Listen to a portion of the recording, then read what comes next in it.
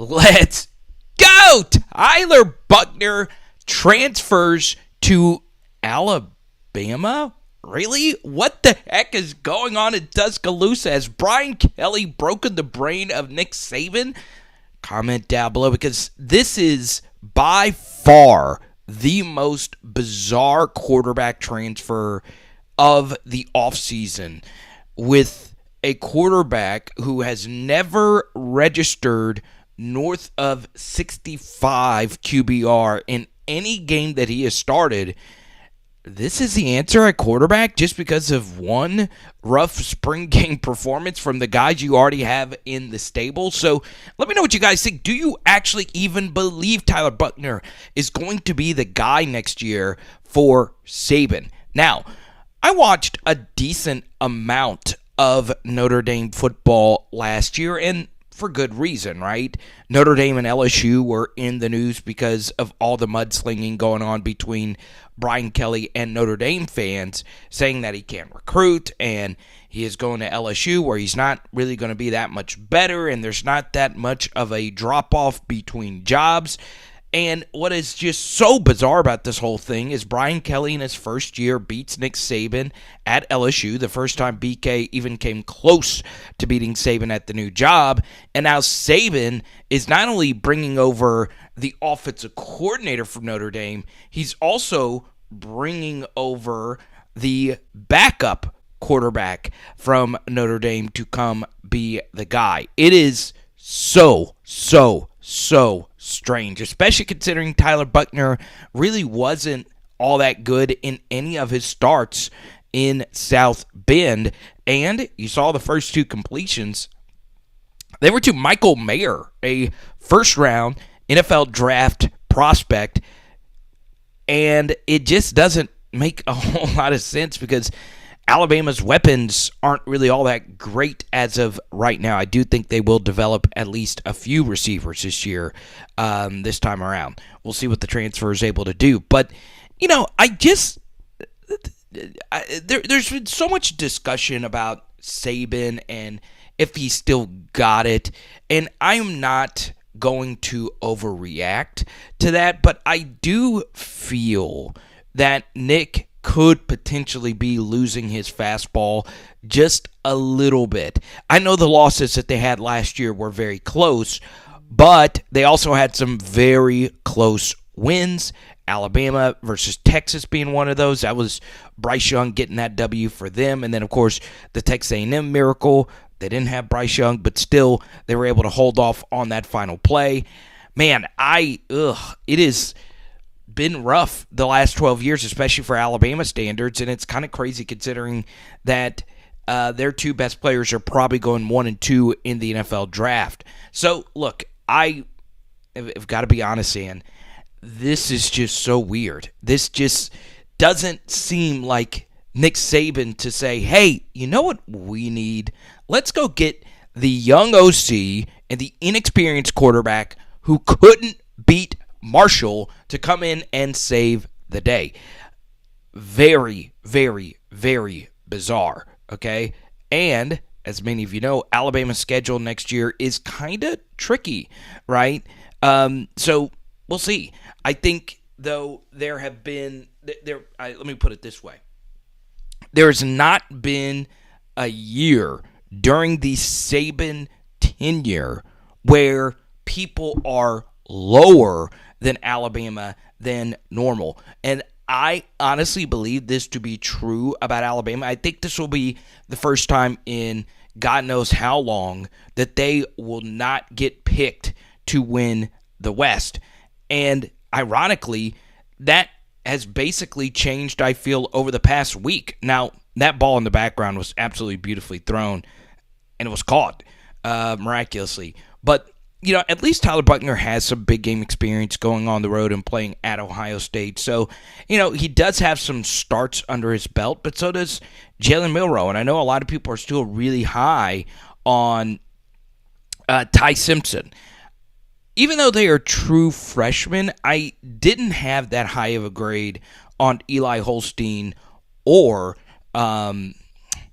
the other young man, Dylan Lonergan, that they brought in. If you want to see who my number one quarterback was for the class of 2023, it is floating in the top right corner of your screen right now. Boom! I'm looking at you. Yes, you right now. So, it's important to add some context to Tyler Buchner. Is he really good? Is he bad? What happened? So, versus Marshall, yeah, he did lose that game, but he also got hurt during that game, and they had to bring in Drew Pine. So, his first game back was this bowl game, and a lot of their best players decided to rest so they could get ready for the NFL draft. This was one of the top 5 throws I saw during the bowl season. So let's actually break it down. And if you guys want more film studies such as this, feel free to drop a comment. Okay, so this is some really good stuff. As you see, we're down 21-7 here, 11:29. It's a 3rd and 12. And they're running a twist stunt. This is 5-star athlete Jordan Birch coming around. And you see he just throws this offensive lineman to the ground. And now Tyler Buchner has a 5-star breathing right down his neck. And look at what happens. He sidearms this ball around the defensive lineman here. And instead of taking the short option, he actually gets the football down the field. And look at the accuracy of where this football is. Folks, if that was freaking Josh Allen, we would be going crazy. You'd be seeing the highlight all over Twitter. But because it's Tyler Buchner, it is just another throw. So he was actually fine in this game. Now, he did have 3 interceptions. One of those was a pick 6 that was deflected at the line of scrimmage. But the bottom line is you see him directing traffic, calling out calls. When I went back and actually looked at this South Carolina game, it was good. It really was good against a sneaky, decent defense towards the end of last year. Now, I say sneaky good. They still weren't that great. They lacked some athletes. But the truth is, Buchner gives you a little bit as a runner, okay, as you could see in the background as well. So, obviously, Saban is doing something to bring some familiarity to Tuscaloosa for his young offensive coordinator.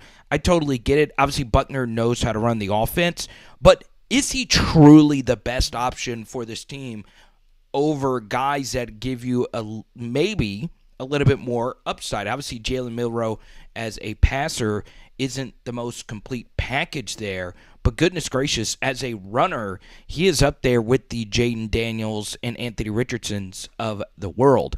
Ty Simpson also has some dual threat capabilities. Maybe, okay, this has never been a problem at Alabama in years past, but the offensive line and receiver recruiting just hadn't been that great for Alabama.